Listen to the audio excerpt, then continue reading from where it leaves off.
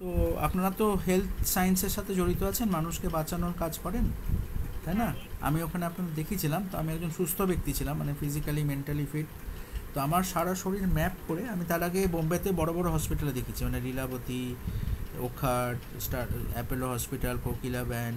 তো ওখানে আমার সব কিছু সব রকম চেক আপ করে I was fit and fine. এবার পশ্চিমবঙ্গে আসলে আমার শরীর ম্যাপ করে ব্রেনের বিভিন্ন মাসেল ড্যামেজ করে দিচ্ছে, টেনে টেনে ছিঁড়ে বিভিন্ন টিউমার বানিয়ে দিচ্ছে, ব্লাড প্রেশার চেঞ্জ করে দিচ্ছে, হার্টের সাইনাস রিদম তারা চেঞ্জ করে দিচ্ছে, তারপরে তারা রক্ত বমি করাচ্ছে, স্যালাইন টানাচ্ছে, দুর্বলতা তৈরি করে দিচ্ছে, তারপরে যত রকম হয় ডিজিজ তৈরি করে তারা তৈরি করছে, করে বলছে যে আমি যখন আপনাদের ওখানে করাচ্ছিলাম না এক্স রে, তখন বোম্বেতে বলেছিল পুনেতে যে আমার সাথে কী কী করা হয়েছে লিখে প্রশাসনকে জানাতে।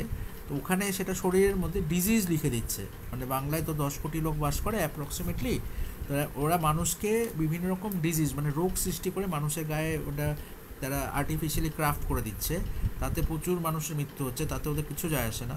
তারা মানুষ মেরে মানুষকে ক্ষতি করে তারা পয়সা কামাচ্ছে। একটা গ্রুপ আছে, তারা এটা পশ্চিমবঙ্গ থেকে আর বাংলাদেশ থেকে করছে। তো আমাদের পরিবারে 12 জন মহিলাকে তারা মেরে দিয়েছে, তারা ফাঁসি দিয়ে মারছে। পিউ ঘোষ কুলটিতে থাকতেন, দাদার মেয়ে কুলটি থেকে পড়াশোনা করেছেন। তো উনি আইআইটি গান্ধীনগর থেকে ইঞ্জিনিয়ারিংয়ে পিএইচডি করেছিলেন, ওনাকে ক্যান্সার ট্রিটমেন্টের একটা প্রসেস বের করছিলেন, গোল্ড ন্যানো প্যাট্রিক্যাল দিয়ে কোথাও একটা হচ্ছিল, সেটাতেও যুক্ত ছিলেন। তো সেই জন্য তাছাড়া উনি অনেক প্রজেক্ট করেছিলেন।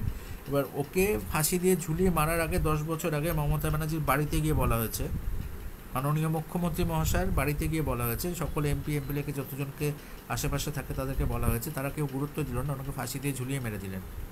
আর ডাক্তারি প্রফেশনের সাথে ডক্টর সুভাষ মুখোপাধ্যায় ছিলেন।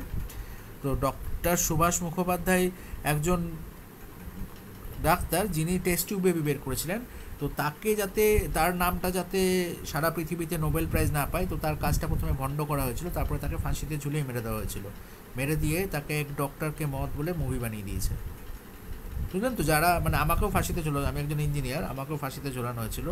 এবার আমার চেনাশোনা 12 জনকে, আমাদের পরিবারে 6 জনকে ফাঁসিতে ঝুলিয়ে মেরেছে। না প্রশাসন কিছু করছে, না পুলিশ করছে, না ব্যবসায়ী সমিতি করছে, না মেডিকেল সায়েন্স করছে। কেউ না কেউ তো মেডিকেল সায়েন্সে রিসার্চ করে নতুন কিছু বের করছে, সেটাকে পশ্চিমবঙ্গ সরকার আর পশ্চিমবঙ্গের পুরো সিস্টেমটা মানুষ মারা যারা হত্যা করে বেড়াচ্ছে তাদেরকে সহযোগিতা করে বেড়াচ্ছে। আর প্রচার মাধ্যম, আপনারা তো একটা ব্যবসায়ী সমিতির সাথে জড়িত, কোটি কোটি লোক ব্যবসায়ী আছে, তাদের একটা বড় সমিতি আছে, তাদের পুরো বিজনেস ওয়ার্ল্ড আছে, তারা ওদের এগেনস্টে কোনো কথা বলছে না। They are silent. They are assassinating businessman like Cyrus Mistry, Karl Slym, Subrata Roy Sahara, Rahul Bajaj, Ratan Tata, তার আরও অনেক বিজনেসম্যানকে তারা হত্যা করে দিচ্ছে।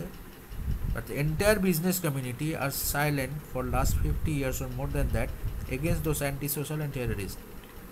যারা ইনোভেশন করছে, মানুষ বাঁচানোর কাজ করছে, যারা কোনো কিছু উন্নতির কাজ করছে, তাদেরকে যারা হত্যা করে দিচ্ছে, প্রশাসন আর ব্যবসায়ী সমিতি আর পলিটিক্যাল পার্টি ছেড়েই দিন পশ্চিমবঙ্গে, তারা নিজেরাই ব্যবসাকে গুটিয়ে দেয় মেরে।